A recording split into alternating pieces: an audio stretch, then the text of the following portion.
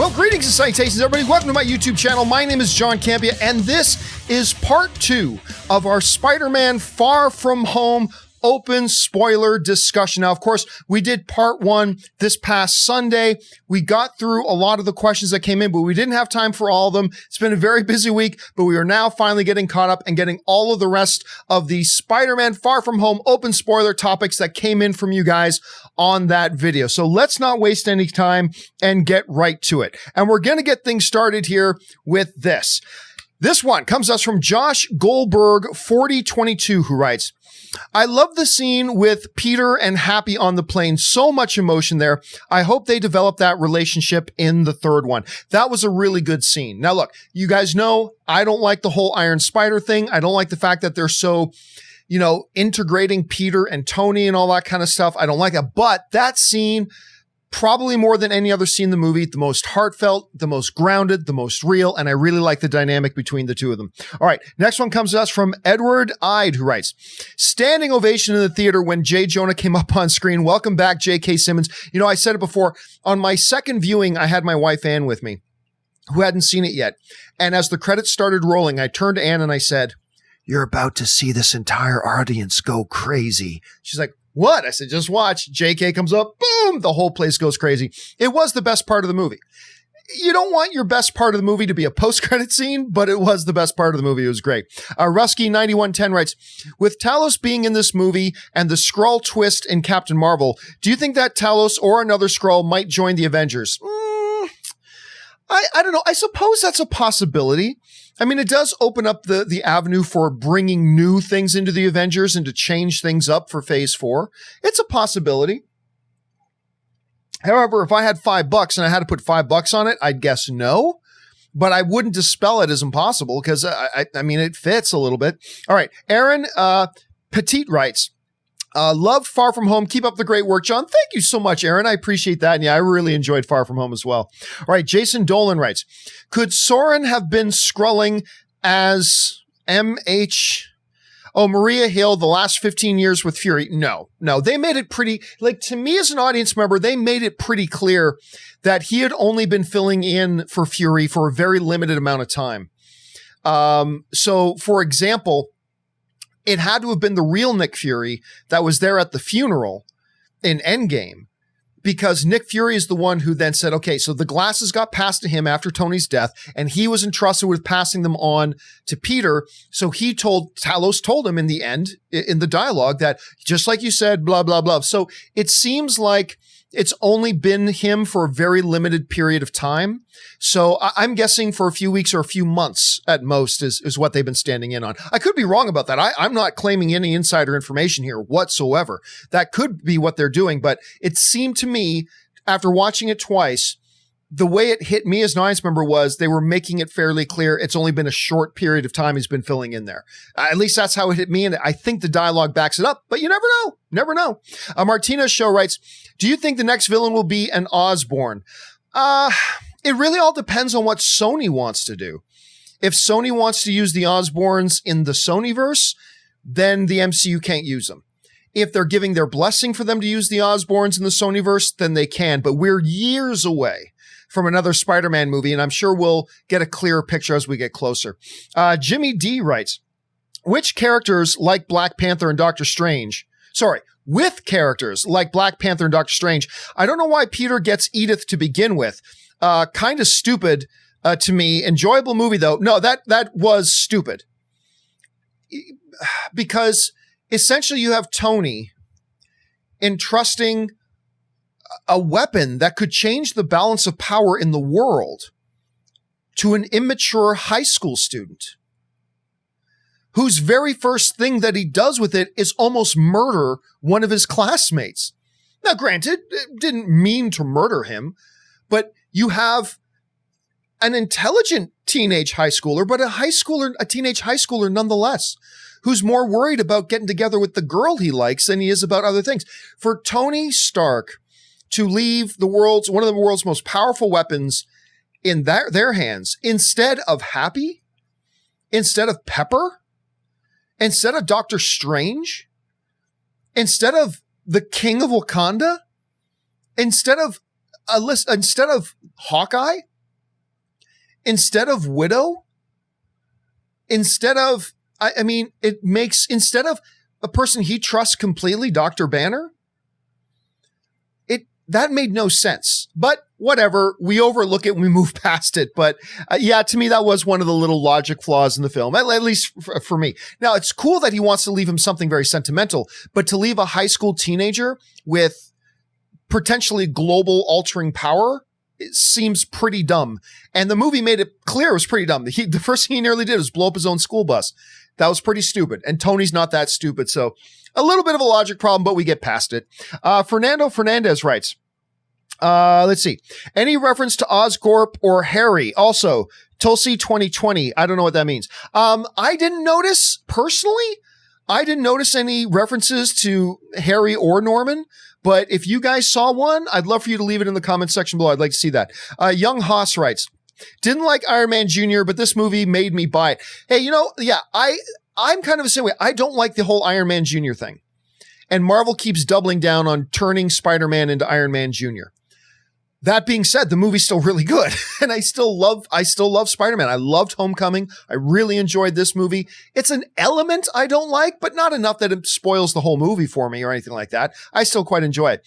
Geesus writes, I loved MJ's reaction to swinging around the city. See, that's how a real person would have reacted. I loved, because I thought they were going to do the cheesy thing of like, wow, this is magical, us swinging through the city. No, she would have been terrified. And I love the way they portrayed that. I thought that was great. Ben Burnside writes, why do you think creators of comic book movies and TV shows, including Far From Home, are so hell-bent these days on getting rid of secret identities? I think it's just a lazy thing. Because it's difficult to do all the things you want to do logically that still maintains the identity or the hidden identity of the hero. Like, I'm watching this movie and Peter, one of the last scenes in the movie when Peter and MJ, it's a very good scene, but Peter and MJ, the battle is over. They're now standing on that bridge. Peter just defeated Mysterio. They're standing on the bridge in the open that, every camera in London is pointed at that bridge where this big battle just happened. And Peter's walking around the bridge talking to MJ with his mask off, just standing around out in the open, totally out in the open, having this conversation with MJ. That made no sense. Guess what? JK didn't need to reveal his identity at the end. There would have been 100 cameras on that bridge, pointed at that bridge, that would have saw that Spider-Man was Peter Parker. But whatever, we get by it. Kalub Lawrence writes, Part 1, you say they will solve Peter's identity problem off screen because the next movie will be a few years away. But this movie already takes place 5 years in the future, not in MCU time. In MCU time, that's the new present. Anyway, Klob follows up with, so they could make the next movie take place mere days after Far From Home. They could, however, then it's getting out of step with the rest of the MCU. It's going to be years before this movie comes. We have seen a couple of MCU movies duck and dodge in and out of what is the current time. Ant-Man came out after Infinity War, but takes place just before Infinity War, right? So we've seen a couple of their movies do that, but we're talking at least 3, maybe 4 years away. So now you're going to throw everything with Spider-Man out of step with the rest of the MCU. So look, right now, the ball's up in the air as to what the MCU is going to do with this. There's many different options. But doing that one is going to be tricky. Possible? Yes, but very, very tricky. So we'll have to wait and see. Suthius writes, Flash's parents never came to pick him up at the airport, right? I remember seeing him bummed out. I wonder if they'll dive more into his family life. I think so, because that whole thing at the airport was the second hint. Remember earlier in the movie when Peter's able to see everybody's texting? One of the text messages we saw was Flash, asking about mom and dad not communicating with them. So I think they were hinting that earlier in the film. Then they drove the point home near the end of the film at the airport. And I think it's clear they're going to set something. Yes, I think they are going to explore that more as they move forward. NTLV16 writes, I'm hoping that the mid-credit scene will serve as a plot device to force Peter to go under the radar and strip away all the Iron Man Jr. elements. I can't see them making Spider-Man go underground, right? I can't see them doing that. I suppose it's possible, but I really think this is something that's going to be totally settled off camera.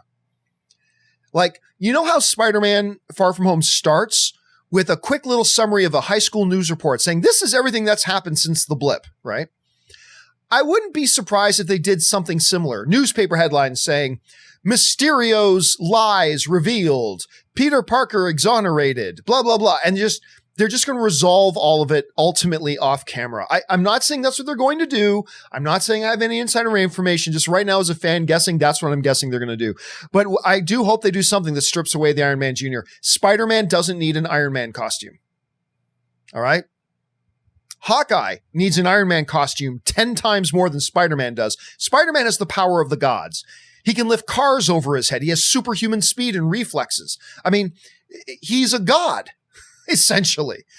So don't make an argument to me why Peter needs Iron Man armor, but Hawkeye doesn't, but Black Widow doesn't. Sorry, Spider-Man can take either of them. Sorry, it's true. He can lift cars over his head. He's faster. He's stronger. He's got more endurance, and he's got magical spider sense. So I'd love to see them get rid of that Iron Man outfit. I really would. Iron Man Junkie writes, Proly, there will be 2 Spider-Men in the next movie. That will clear Peter Parker, and it will help him keep his secret identity again. Another Spidey showing up. Well, I mean, a lot of people have already mentioned that maybe they'll get a skrull to shapeshift into Spider-Man form to clear his name, to make him look like he's in 2 places at once. So that's always a possibility. But again, I don't even think they need to do that. I think this is all going to be settled off camera. Don't know, but we'll have to wait and see, Iron Man Junkie. All right, Jay writes, I loved Happy's reaction and expression to Peter making the new suit how Tony used to. Yeah, it bugged me because, again, it's Marvel doubling down on, you're the new Tony Stark. You're the new Iron Man. You're Iron Man Jr. Look how cute Iron Man Jr. is. That bothered me. But the emotional aspect of it was great. And Jon Favreau played the scene perfectly. And I have to agree, while the content of it annoys me, I have to agree with you. It was a really well played out scene. It did have pulled on the heartstrings a little bit. It really did. Croc1513 writes, do you think Mysterio's crew will show up again? Is this AIM? I don't know what you mean by that. I don't think so. I think they were lackeys. I don't think anything more. So my guess, pure fan speculation, my guess, Croc, is that no, they're not going to pop up again. They may, but my guess right now is no. Edward Ide writes, all the disgruntled Stark ex-employees, Skrulls, Mysterio is being played just as much as he played Peter? No, I don't think so, because then all those Skrulls would have had to have been totally experts in all the stuff that those guys were experts in. It makes no sense, so I'm going to guess no, they weren't. Centaur, and I don't see anything in the movie that even suggests that could be the case. So I'm going to say, besides, Skrulls aren't the bad guys. Skrulls aren't villains. So there's that. Centaur24 writes, loved the dusted our back footage. What if I dusted in a flight? Like 5 people have asked the same question. What if I dusted during a flight? Where would I come back? In that plane or at some point in the air? It's like everybody's asking that same question. My theory is you would have reappeared in that plane. You would have appeared. So if that plane was now landed in Germany somewhere, you would have appeared in that plane in that seat. That's my guess. That's my guess. I could be wrong about that, but that is my guess. All right, Suthius writes, Spider-Man Home Sweet Home. We were talking about possible, I still like No Place Like Home as a possible third because, Home has been in the title for the first 2, so what'll be Home in the title of the third one? Home Sweet Home's good. Home Again would be good. Home Sweet Home would be a good one. Home Run could be one. Home Base, I don't know. But Home Sweet Home, actually, I like that one. That one works for me. David Cubbage writes, MCU's Jameson is basically Alex Jones. I love it. I don't love it. And I explained this in part 1 of the Spider-Man Far From Home spoiler session, but if you really read in the comics, while J. Jonah comes across as a dick sometimes, he's a good man. And now sometimes he's portrayed differently, but my favorite incarnations of J. Jonah are a guy with deep convictions. He just believes a wrong thing about Spider-Man. He believes Spider-Man is a threat and a menace to society. Now, they've portrayed J. Jonah different ways in different eras, and there's a million different ways you could look at him, but that's always been my favorite incarnation of him, not the Alex Jones type of thing. So, I don't know. By the way, I don't necessarily think we're going to see him back in the movies.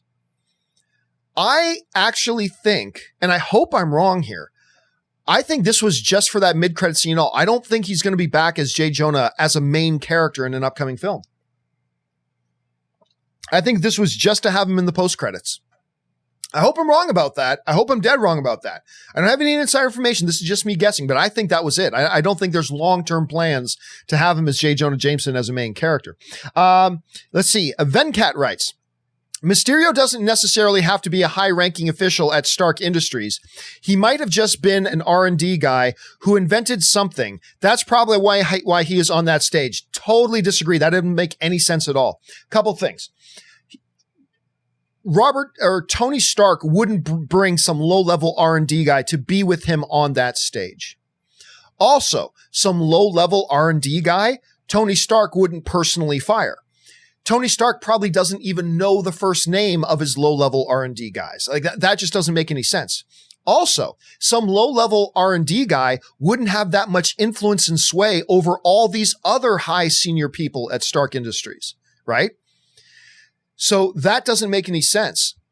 The only thing that makes sense, given all the facts we have from the movie, is that he was a high-ranking guy at Stark Industries. That's the only thing that makes sense. Nothing else makes sense with him being a low-ranking official guy. It doesn't make sense. It doesn't line up or fit with the notion of his sway and pull and even knowing all those other senior people at Stark Industries. It doesn't line up with him being there on stage with Tony. It doesn't line up with Tony personally firing him. How would Tony doesn't even know the names of the people that work for him unless they're high-ranking people. So I would say that, no, I got to disagree with you on this one, buddy. I really do think the movie made it clear he was a fairly high-ranking guy. That's how I see it. Maybe we'll find out I'm wrong. Totally possible. But I just think all the evidence in the movie points to that. Unless I'm forgetting about something that points in the other direction, which by all means, please jump down to the comment section below and let me know if I'm overlooking some major fact from the movie. I would love to consider it. All right. iPod Savior writes, Maria calls Fury Nick in Mexico. Alarm bells? No, that was already something that people, when Captain Marvel came out, pointed out was already inconsistent with some of the other movies. So I think everybody's reading too much into that, to be honest with you. I don't really see anything with that. Dropkick Aggie writes, Ned, worst friend ever, distraction in Ferris wheel, unsupportive about Peter's plan with MJ, all about new girlfriend, bros before, well, you know. No, I disagree. I think when you see Ned, he is constantly there for Peter and constantly trying to help Peter.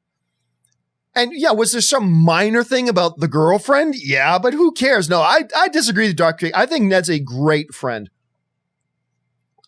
Does everything in his power to protect Peter's secret. Does everything he can do to be supportive of Peter. I got to disagree with you on that. I think Ned's a great friend. I think he's a great friend. All right. Let's see. Do It for Cash writes, did Fury have the claw marks previously?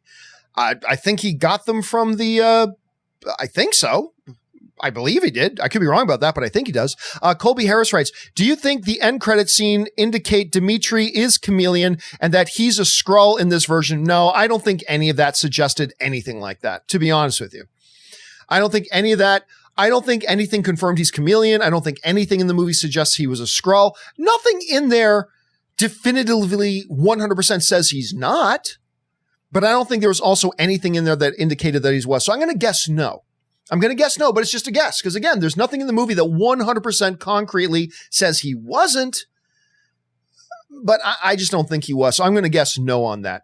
Venkat writes, as far as why S.H.I.E.L.D. didn't know about Mysterio, well, that wasn't actually Nick Fury, though. LOL. I don't necessarily like it or hate it, but I felt like the movie explained it well. It's irrelevant.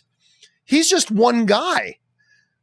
You know, see how many other people are there? These are all operatives of S.H.I.E.L.D. You don't think any of them at any point would have just run, hey, do we have any record of this guy claiming to be from another dimension? Should anybody run a Google search on him? It wasn't just Nick Fury. It was all these other people who were agents of S.H.I.E.L.D.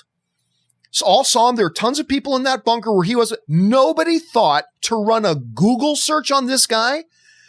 This guy who apparently has a lot of power just appears out of nowhere and makes this wild claim about, I'm from Earth 821 or whatever number he said. I'm from another dimension and these monsters are coming to destroy the world. Should we run a Google search on this guy? Nah, he's got an honest face. That doesn't make any sense to me whatsoever. Even if You want to say Talos, the leader of his race. Talos is a military genius. Talos is the leader of his people. He's smart. So even if you want to play that wasn't really the real Nick Fury, even if you want to play that card, Talos wouldn't be so stupid as not go, do you think maybe we should look into this guy's story? Should we maybe look into this guy's claims? Claiming to be from other dimensions and other realities in a multiverse? It made no sense. Makes no sense. Talos would have thought about that. And if Talos didn't, any one of the other S.H.I.E.L.D. agents would have gone, oh yeah. Oh, hey, look, I just ran a Google reverse image on this guy's face. Turns out this guy he worked for Stark Industries and got fired from Stark Industries. Looks like he's got a bone to pick, boss. Nah, honest face. That was a problem with the film. Again, a problem I overlooked because the rest of the film was so much fun, but that was a problem with the film. That they never did anything to explain that massive hole. That's a massive plot hole right there, but whatever, who cares?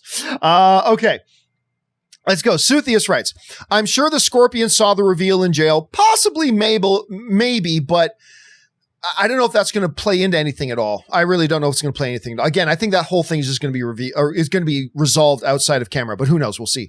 Illy Chen writes, Spider-Man 4, Boats and Homes, homeboy. Of course, that's from Step Brothers. Boats and Homes. It's I'm in, Illy. If they want to make that the title, I'm totally in, my man. All right. Tommy S writes, Peter Parker is going to need one hell of a lawyer. Everybody else is bringing this up too.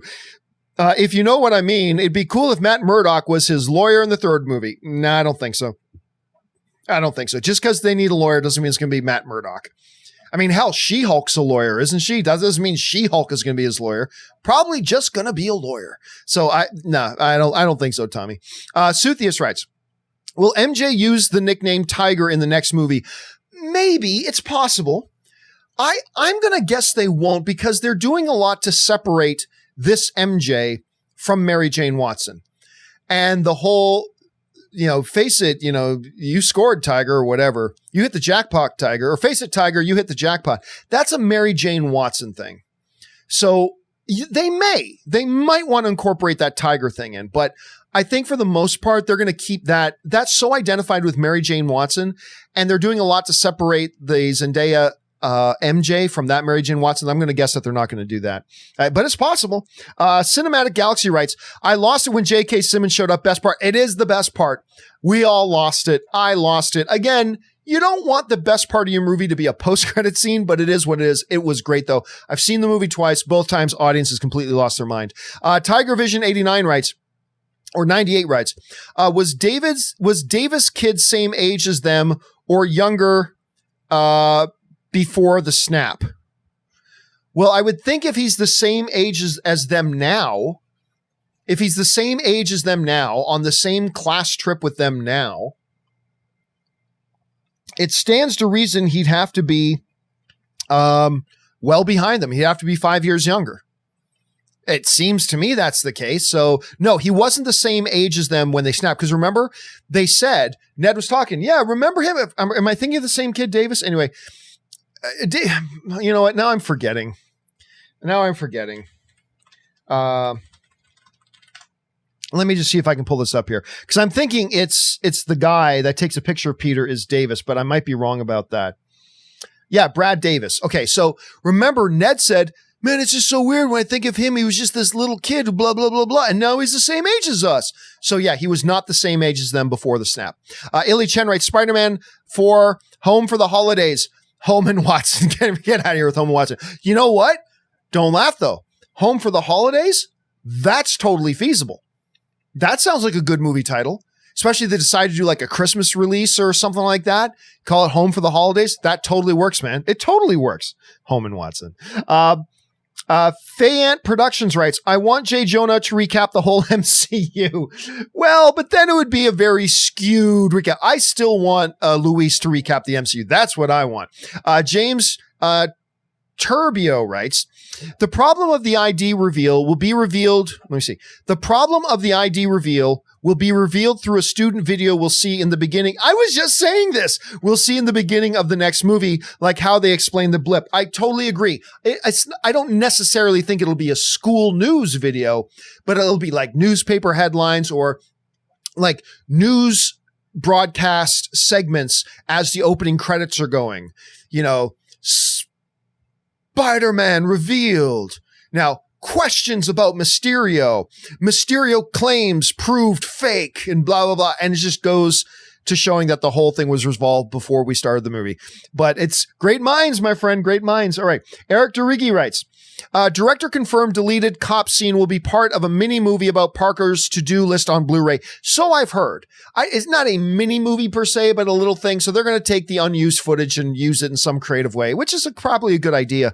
Dutch 3K5 writes, thoughts if we get organic webbing? Thoughts if we get organic webbing? Thoughts if we get organic webbing in future movie? I don't know what you mean by that. Like, are you saying that Spider-Man's webs will be like Spider-Man from Spider-Man 1 and 2? Like, he actually can shoot webs as opposed to, hey, he has a device that creates artificial webs? I think they've already made their bed. They've made their bed. He uses fake synthetic webbing. It doesn't come out of his body like it did with Tobey Maguire's Spider-Man. So I think they've made that pretty clear. Quick Strike TRU writes, would have been cool if Far From Home marketing had Jake Gyllenhaal as another hero and the Mysterio reveal happened mid-movie, fooling us all.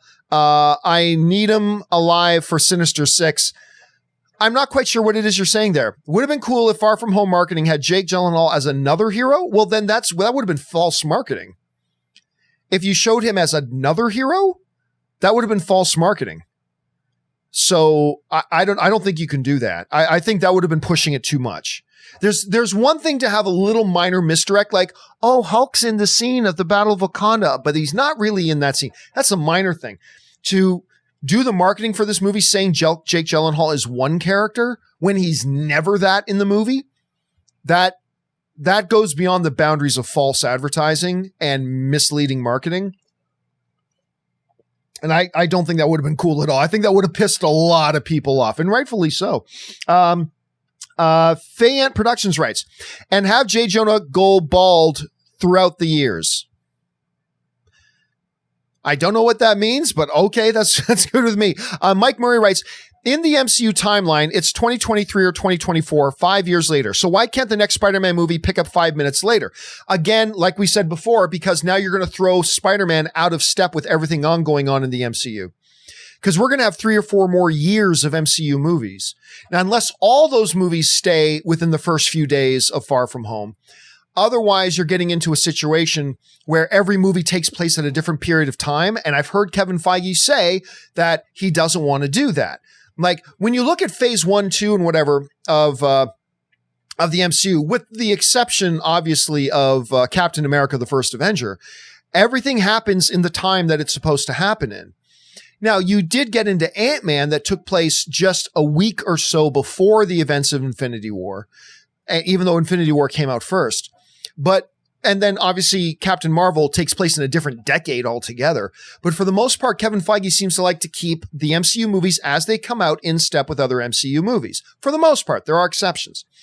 So if we have the rest of the MCU now progress 3 or 4 years, and then the next Spider-Man comes out, now Spider-Man is 3 or 4 years behind the rest of the MCU.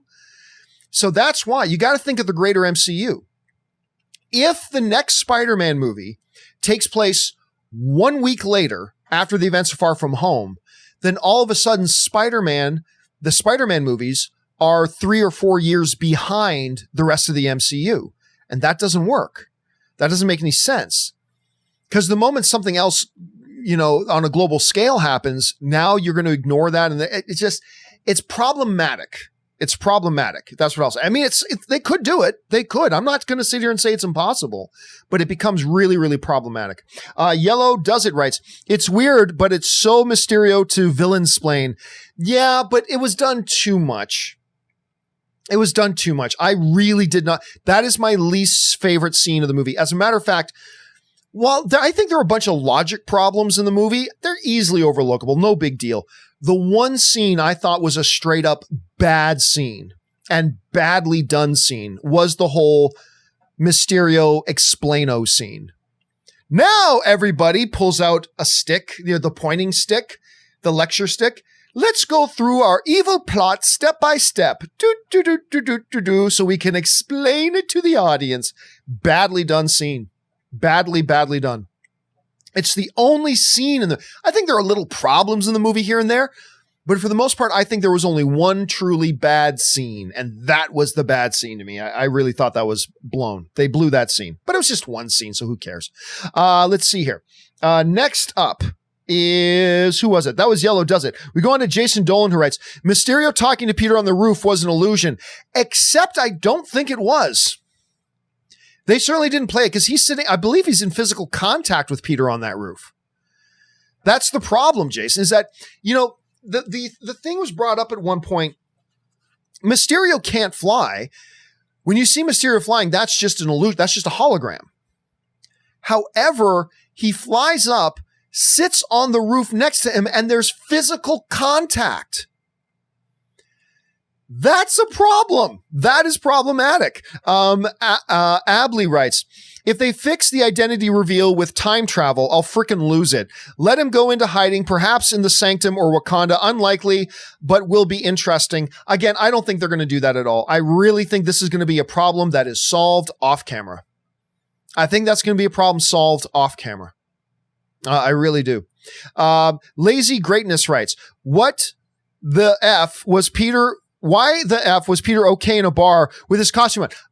Again, that's kind of like the same thing, Lazy Greatness, that I was saying earlier about him being on the bridge with his mask off. He is literally sitting in the bar, from his perception, surrounded by dozens of people with Mysterio with his mask off, and he's sitting there in his Spider-Man outfit, what do they call him, Night Monkey? In his Night Monkey outfit with his mask off, simply sitting there at the bar with Mysterio having chat. It was Peter that stupid. Come on. That was dumb. Oh, no big deal. I'm just going to walk into, we just had this big battle with news cameras recording us. And I'm just going to go into this bar with Mysterio and me in the battle outfit, in the outfit I was wearing in the battle, just with my mask off, talking around dozens of other people. No problem. Come on. That was really dumb. I'll give you that. Okay. Abley writes, also, Pepper coming out and saying Mysterio was in charge of Edith when he sent that fake news should prove his innocence, but won't do anything for identity reveal. Well, I mean, that's the thing. The moment, if he was a high-ranking, and I believe the movie clearly points out he was a high-ranking guy at Stark Industries, Pepper would know him. The moment his face comes on screen, she goes, wait a minute, that's not some dude from an alternate direction. That guy worked for us and we fired him and he was disgruntled and blah, blah, blah. That should fix everything. And honestly, that might be the device they use to fix this problem out of movie. And then when we go into the next movie, they just explain how it was all solved and then we move on with the new movie. So you're right. Pepper should play a huge role in that. You're absolutely right. Let's see. Brudaha writes, they fixed the ID problem with the skrull double. I mean, that's been a prominent theory. And that could be it. Again, I think they'll just solve it off camera. They might even solve it off camera and say that's how they did it. But you're not alone, Brudaha. I think a lot of people have that theory, and I think there's substance to that theory. I think you're onto something. NLV16 writes, illusions don't have to be fully prepared in advance. They can adapt and respond to Spidey's actions in combat. Talking scenes is not a plot hole in my opinion. It's a massive plot hole. That whole scene where Mysterio really takes it to Peter, not at the final battle in London, but before that, the one that ends with Peter being hit by a train. That is so advanced programmed. That is so laid out in advance and all this kind of stuff that it would have taken a long time. Something that Mysterio didn't think he was going to have to do. So yeah, that was a plot hole. To me, there was no doubt that was a plot hole. 100%. Not an important one though. Honestly, not an important one. and one that we easily overlook. Like every movie we love will have a dozen or more of these little logic problems that are either egregious or that we can just look past. This was a logic problem, but it's a minor one and one that we can look past, I think. AFC writes, love Spidey in my London, but missing him in New York. Yeah, it'll be good to see him back in New York being Spider-Man again without an effing Iron Man suit. Because let's see, that's all he's wearing now is an Iron Man suit that is just painted like a Spider-Man outfit, but it's an Iron Man suit. It's an Iron Man suit. I would love to see him back in New York in a real Spider-Man costume, just being Spider-Man again. I'd love to see that. And I think that's the direction they're going to go. We'll wait and see. Eric DeRiggi writes, Fury been a Skrull since Avengers 2. No, he was not. Captain Marvel, he said he doesn't eat diagonally cut bread. He eats diagonally cut. Again, I had that same discussion with a friend of mine, way overreading into that. Remember the discussion that Talos had in the second post-credit scene that completely tips his hand about how long he's been there with regarding to Peter, Fury's instructions about the glasses and all that kind of stuff. That, I believe, made it pretty clear. And look, we may find out in a year that I'm dead wrong on this, possibly, but I think that all made it very clear that he's actually been there a very, very short period of time. He's just filling in for him briefly. Because Talos, you don't get the leader of the race to go away for 2 or 3 years just to cover for somebody else. They would have got somebody else to do that. But for a short window of time, yeah, Talos can come back and do that. Otherwise, it makes no sense. But we'll find out. We'll find out soon enough. Let's see. Centaur24 writes, as a German, I was very proud to see the biggest hero of Europe, Night Monkey, in action. Hope gets a bigger role in future MCU movies. I loved the constant referring back to Night Monkey all through the movie. I loved it. As random people go, Night Monkey. I thought it was kind of a silly joke at first, but as the movie progressed and they kept being throwbacks to it, I was laughing harder and harder. I gotta tell you, man, I thought that was a great part of it. Daniel Kuhn writes, like when J.J. Jameson wouldn't give up Peter in Spider-Man 1. I like when J. Jonah Jameson wouldn't give up Peter in Spider-Man 1.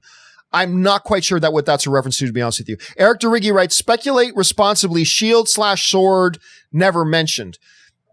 Well, yeah, but we know who he is, the head of S.H.I.E.L.D. He is the head of S.H.I.E.L.D. That's what he does. Sword was never mentioned, but it's alluded to. That's neither confirmation nor denial. I agree with you. It doesn't mean it's automatically Sword, but I don't think we can discount it either, to be honest with you. Eric DeRiggi writes, I agree it was only for post-credit dit.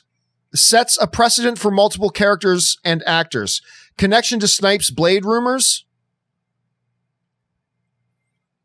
I have no idea what you're talking about, Eric.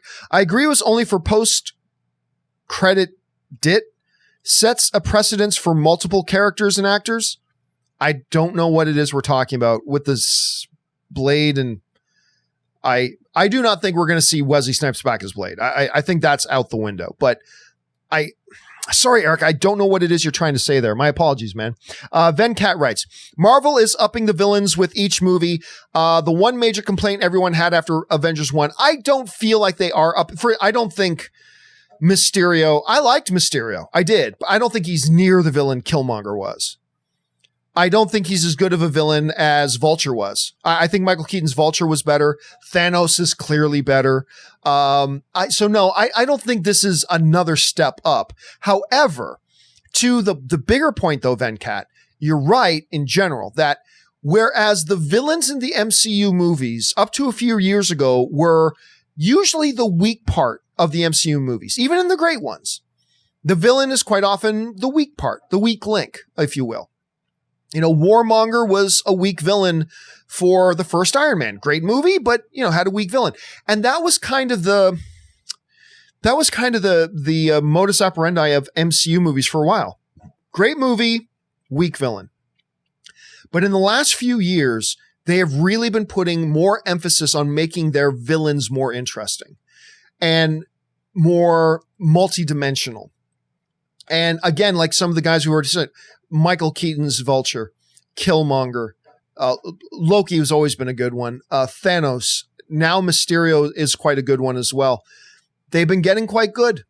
And I hope that's a trend that continues as we move forward.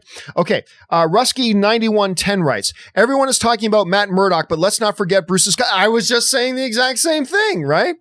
I was just saying the exact same thing. There's a little green-skinned lawyer running around. Again, I don't think it's going to be either of them, but you're right. Got to keep that in mind. Evelyn writes, the high school tribute was so funny. I loved it. What a way to start the movie. Just first of all, just when the Whitney Houston song starts playing, I was already cracking up. And then when we saw what the song was being played for, a high school news thing, I thought that was brilliant. I thought that was so good. What a strong way to start the movie. I agree with you. That was great. J. Max and Cat writes, it looked like they already had a villain in mind from the end credit scene in Homecoming. Why didn't they continue from that? Because that's the thing. Mid and post credit scenes do not automatically mean anything. Sometimes they're just meant to be teases. Sometimes they're just meant to be little Easter eggs. Sometimes they're just meant to be an interesting little scene that doesn't necessarily play in down the road.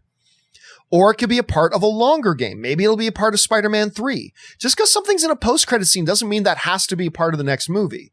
So I think that's key to keep in mind. Actually, most post-credit scenes in the MCU movies, there are some exceptions, yes, but a lot of the post-credit scenes in Marvel movies don't necessarily lead into what's next. So it was unnecessary. I just thought that scene, that post-credit scene in Endgame, I think was more about letting us know where Michael Keaton's character was at, what his mentality was. It wasn't about the other guys in the scene. It was about Michael Keaton. So I think that's a key distinction. That's just my thought on it anyway. And again, nothing's discounting that it can't come into play later down the road in another movie. That's all. The Bree Wood writes, they'll fix the secret ID problem with the Skrull dub. Again, that's a popular theory. It could be. Evelyn writes, marching band dusting back in the middle of the game, which was so funny. I mean, it makes sense, but it was so funny actually seeing, because we never did see other people come back, right? We heard Hawkeye's wife call on the phone. We saw everybody else coming through the portals, but we never actually saw anybody undust in Endgame. Until that high school footage. That was pretty great. Okay. Valhalla Erickson writes, so we can accept the other crazy concepts from the MCU, but the idea of multiverse is considered ridiculous. Well, look, yes, it is considered ridiculous. There are other planets out there. So that's not a stretch. There are other planets, and a lot of us feel or think there might be life out there amongst other planets and other worlds. That's kind of fine. So yes, multidimension is ridiculous. But ultimately, the reason a lot of people have problem with multidimension, like me, is not because it's a ridiculous thing. It's because it's a pathetic, lazy, sloppy plot device. It's the bottom of the barrel plot device, much like time travel. Because there's no problem in any movie that you can't solve with time travel. It's a lazy bottom of the barrel. And much like this, like, we need to bring Gamora back, but we don't know how to make her come back. I know, another dimension's Gamora. It's lazy and makes everything convoluted and messy. And that's why the comics started to realize we need to start settling this stuff up. But anyway, that's the bigger problem I have with it, is that it's bottom of the barrel lazy writing. Time travel and multi-dimension stuff is bottom of the barrel lazy writing. And to me, it means we can't come up with more creative, logical ways to fix the problems that we introduce in our universes. So let's fix it with time travel. I just think it's lazy. Anyway, that's just me. Other people think otherwise, but for me, that's my point of view on it. Eric DeRiggi writes, other employees spoken by Beck, with him totaled 6 overall. Prototype Sinister Six cameo? Oh, I don't think so. Not saying they're going to be the one we know. It's a prototype. I think that's coincidence, Eric. I'll be honest with you. I think that's reading way too much into it. First of all, I didn't even realize it was 6. If it was 6, bravo, sir. That's a good observation that you picked that out. But do I really ultimately think that means anything? No, I don't think so at all. I think that's reading too much into it. But it's a good catch. It's a very good catch. All right. Captn Mexico21 writes, I didn't see the point of having Edith. Mysterio just wanted more drones. I thought his backers were rich. They had no need for them. Thoughts? That is one of my minor problems with it. It was that really ultimately the only reason he needed Edith was just to do what he was already doing on a bigger scale? Really? He already, without Edith, he completely fooled S.H.I.E.L.D., he fooled Nick Fury, he fooled Spider-Man, he fooled the world. He made the world believe that he saved Venice. He made the world believe that he was already doing it with what he had. He could have taken out Nick Fury anytime he wanted. He was already doing the illusions. He was doing the illusionary battles. He was causing mass destruction. He destroyed that entire city in Mexico, which is where the movie started. And so him getting Edith just so he could do it with more drones? I feel like they could have fleshed that out a bit more. They could have fleshed that out a bit more because he was already doing everything earlier in the movie without Edith that he did later in the movie with Edith, just on a little bit of a bigger scale. But otherwise, he had already kind of accomplished his mission. He'd ingratiated himself with Spider-Man. He ingratiated himself in with Nick Fury. Everything was good. So, yeah, it does seem a little questionable. Seems a little questionable. But again, not a big deal. Phil Lee writes, Vulture can save Peter's identity. Really? I don't think anybody's going to take the word of a convicted criminal in prison over a global hero. So I don't know that would have been. I don't know that would help their case at all. Alex Von Gollum writes, Hi, John. The performance subtlety of Happy watching Spidey displaying Tony's mannerisms while crafting his suit was great. And a parallel to his reaction to Morgan's cheeseburger scene. He's awesome. Again, while I have a distaste for the content of the scene, oh my God, on an emotional level, it was played beautifully. And you're right. It really did have remnants of his reactions to Morgan talking about the cheeseburgers. You know, your dad loved cheeseburgers. Oh, Favreau played that scene great. Both in Endgame and in Spider-Man Far From Home. He absolutely played it great. It got you in the feels. It felt great, executed great, acted great. I thought it was really well done. I don't like the content of it, you know, the more reinforcing the Spider-Man Jr. or Iron Man Jr. aspect of it, but still it was a beautifully done scene. I loved it. I ate it up and it had all the right emotional strings. Let's see here. Dominic Gomez writes, which of the post-credit scenes are you most excited for? How long has Fury really been a Skrull for? Again, I believe he's only been a Skrull for a number of weeks, maybe at most a couple of months. I think the movie makes that pretty clear. I was more excited for the J. Jonah. Now, I don't think he's going to come back into the universe, but damn it, I want to see him come into the universe. It's so good seeing him as JJ again, Dominic. I just loved it. And that seems to be the biggest reaction everybody's getting. TTO writes, when will we see a live action Miles Morales? Not anytime soon. Sony isn't going to let Marvel do a live action Miles Morales. And right now, Sony's live action Miles Morales is Spider-Man Into the Spider-Verse, which, by the way, is the best Spider-Man movie ever made. Better than Homecoming, better than Spider-Man 2, better than Far From Home. Sony has made the best Spider-Man movie ever in Spider-Man Into the Spider-Verse. So I don't think Sony is going to let Marvel do live-action Miles Morales, and I don't think Sony is going to do their own live-action Miles Morales because they've got this Academy Award-winning film in Into the Spider-Verse that they're going to focus on. So it's going to be a while. How long? I don't know, 5 years, 10 years. It's going to be a while, though. I think it will be a while. Big B writes, when will we get a great Spider-Man fight scene? Just want to see him beat down a group of thugs using his webs and kicks for 5 to 10 minutes.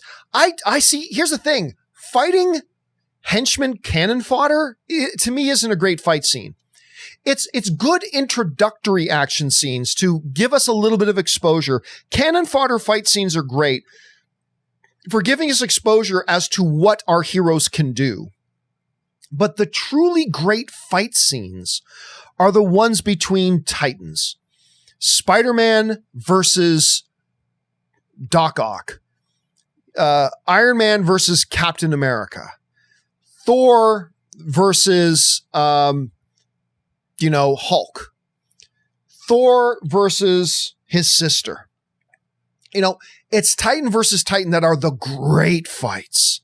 Hero versus cannon fodder, that's entertaining, that's fun, but it's predictable. And we all know what's going on. And really, those scenes are just there just to kind of show off what the hero can do. But to me, the great fight scenes is Titan versus Titan. That's what I'm most interested in. That's why I really want to see Spider-Man versus Kraven the Hunter. Spider-Man versus Venom. We're not going to get that. But, that's what I'm looking forward to seeing. That's what I want to see. All right. Captn Mexico21 writes, when they revealed the elementals were illusions, I thought Mysterio had taken out Nick and Maria in the opening scene and replaced them with drones. You know what? I didn't. But now that you mention it, I could totally see why you would. That would make sense. Yeah. I wouldn't feel dumb about that, Captn Mexico. That makes sense. I didn't think that initially, but yeah, now that you mention it, that's a totally logical thing for you to assume going through the rest of the movie until the end.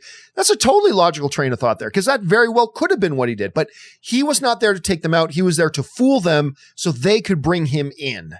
And they did. But I can totally see how the logic threads that you were following there. So yeah, good work on that. All right. Suthius writes, now that I think about it, wasn't Sword already mentioned in the Inhuman season of S.H.I.E.L.D.? It was some sort of space defense unit or something. Honestly, you might be right about that, Suthius. I try to block most of S.H.I.E.L.D., the Agents of S.H.I.E.L.D. show, out of my mind because I think that show is a hot mess of garbage. But it's possible they did. It's possible they did. I wouldn't be surprised if they did, but I can't recall, to be honest with you. Okay. Mark C writes, Sword ship is the Damocles.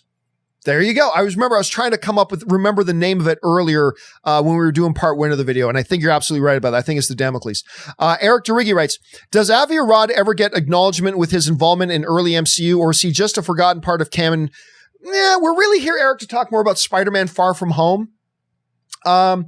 But I mean, I don't know, in what context would you acknowledge him?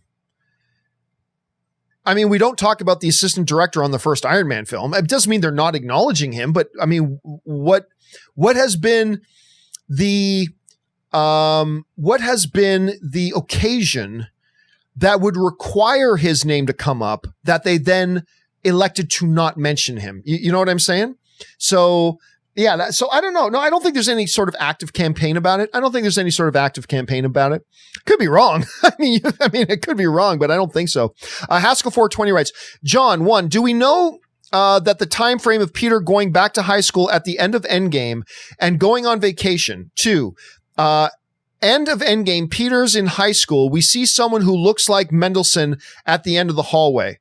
I don't recall. Well, number 1, do we know the time frame of Peter going back to high school at the end of Endgame? I'm guessing fairly shortly after he reappears. I'm guessing that's relatively shortly after the final battle of Endgame and after Tony's funeral.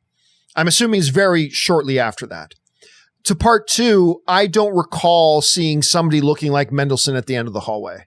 I'd have to go back and look at that again. Maybe you're onto something. You might be onto something there, but I don't recall myself. I'll keep an eye open for that the next time I watch Endgame. Scott Bristow writes, Mystery can come back. Anybody can be him. Oh, you're talking about Mysterio can come back. Yeah. And after all, this is the Marvel Cinematic Fake Death Universe. I don't think they're going to bring him back, but let's face it, that's what Marvel does. They bring back dead characters. Either, oh, look, he's back, or, oh, look, he was never actually dead. We just pretended like he was. That's what Marvel does. They are the Marvel Fake Death Universe, so they very well could do it. You never know. Let's see here. Patrick Maness writes, don't forget Ultron 2, all from Tony Stark. I don't know what it is you're saying, Patrick. Don't forget Ultron 2. All from Tony Stark. Not quite sure what you mean by that. Sorry, man. Ryan Lohner writes, the next day, Matt reveals he's Daredevil. What's the freaking point? Again, I don't know what we're talking about, Ryan. Sorry about that. Captn Mexico21 writes, after Captain Marvel, we know Fury can't eat toast cut diagonally. Yes, he can.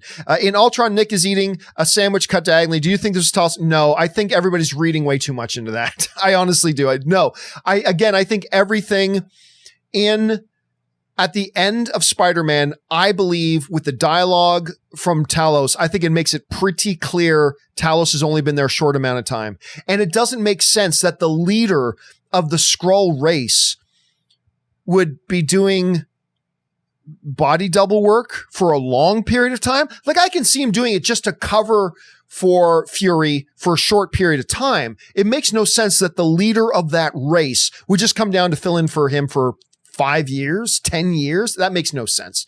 Plus, mostly, I think the dialogue from Talos at the end makes it pretty clear it's been a short window of time. Anthony R. writes, Who would have thought back in 2008 when watching Iron Man that you would see Happy Hogan years later hugging Peter Parker and involved in his life? Well, if there is an argument to be made for that, Anthony, it's the fact that Happy was being played by Jon Favreau. I mean, that, like, if it was just some unknown guy playing Happy Hogan, yeah, who would have thought it? Having that role being played by Jon Favreau suggests, and making him as close of a relationship to Tony as he is, I think that makes it wouldn't have been unheard of. Like, I think if you go back to 2008 and told us, hey, by the way, this character Happy being played by Jon Favreau, later on, after Tony dies in a big battle, Spider-Man and him become really tight. I think we could see that because it was Jon Favreau. And I think that's the thing that might tip it off a bit. But again, would it have been the first thing we would have thought of, Anthony? No, probably not. But I think it puts it within the realm of believability and possibility. All right, Ninja Greg writes, when Brad took the picture of him with the girl, that was so funny. That, first of all, it's hilarious when he walked in on him with his pants down. That's hilarious right there. But the moment he picks up his phone, click, that was hilarious. I love that moment. Amir B writes, Jake's turn reminds me of Godzilla minus PowerPoint. Oh, no, I agree. One of the dumbest scenes in Godzilla King of the Monsters was, now let me lay out for you the totality step-by-step of our evil plan. And she even had a PowerPoint presentation. Point 1, world hunger, news clips of world hunger. And all. That's exactly what the Mysterio scene was. Only it was without the PowerPoint, but was even more blatantly on the nose. Now, ladies and gentlemen of the audience, let me walk you all through the evil plot. Pulls out the little pointy stick. Point 1, yeah, it was badly done. It was the one bad scene of an otherwise really good movie. It was the one bad scene of an otherwise really, and I agree with you, Amir. It does have a lot of it's reminiscent quite a bit of that terrible, terrible scene from Godzilla King of the Monsters. Ron Kantrowitz writes, is Happy the new guy in the chair? I don't know what you mean by in the chair. He's not the head of Stark Industries. Because remember, when he showed up with that donation check from Stark Industries, it's signed by Pepper Potts. She's the head of Stark Industries. So I don't know. So no, I don't think he's a new guy in the chair. But he'll be the main point of contact with Spider-Man, I think, moving forward. I think. Don't know. Suthius writes, why would the public just believe some new guy who just showed up when Spider-Man has been doing good in the public in the past couple of years? Well, actually, Spider-Man hasn't been around for the last couple of years. Spider-Man has been gone for 5 years and has just been back for a couple of months. He's just been back for a couple of months. And even in Civil War, he's only been relatively new. He's only been doing the Spider-Man thing for just a short little while, less than a year. And then for 5 years, he had disappeared. So, yeah, you could see it. You could see it. But again, all it would take is somebody like Pepper Potts going, hey, wait a minute. That Beck guy, he worked for us at Stark Industries. He's a liar. He was fired for being mentally unbalanced. He's unstable. He held a grudge. This guy's a liar. That's all it's going to take. But the Spider-Man thing, remember, yeah, nobody's seen him forever. And he's only been back for a few months. So I could understand that a little bit, Suthius. I can. Let me try this again. Maz in Kaiser Zero writes, how long have Skrulls been impersonating Fury Hill? Again, I think it's just been for a number of weeks, at most maybe a couple of months. Stars writes, which upcoming films are set post-2023 in the US? The identity reveal won't affect the wider MCU and will help keep Spidey out of the other solo films. I think they're all going to be, except for Black Widow and Eternals, because that's not even on Earth. But I think all of them are happening post-2023. Black Panther had been snapped away, so it's got to be post-2023. The new Doctor Strange, he was snapped away, so it's got to be post-2023. I believe Shang-Chi, because Kevin Feige likes to keep all the Marvel films, for the most part, contemporary to each other and in line with each other timeline-wise. So I think they all are, except Black Widow, because we already know that's a prequel. And Eternals, which isn't even taking place on Earth, so it doesn't really matter when it takes place. So For the most part, I think the rest of them are. Suthius writes, I think I read somewhere that when Bruce snapped everyone back, that he took into consideration regarding people coming back safely in any situation. Well, I guess. I mean, that's retconning a little bit, because I think probably in that moment of sheer pain and agony, he's just thinking everybody come back and snap.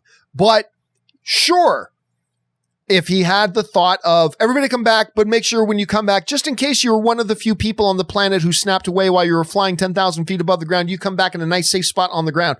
I suppose you could have done that. Done that. EDJ Comics, and this is the final question, and we are all wrapped up, guys.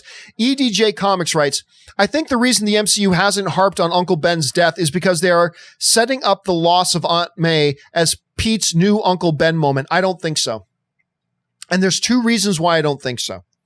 Reason number one, I think the real reason they haven't harped on Uncle Ben's death is because they just had two versions of Spider-Man, the Tobey Maguire and the Andrew Garfield one, already do that. They've already done it, and they knew there was no need to do it again. It was pointless and didn't need to be done again. So there was that.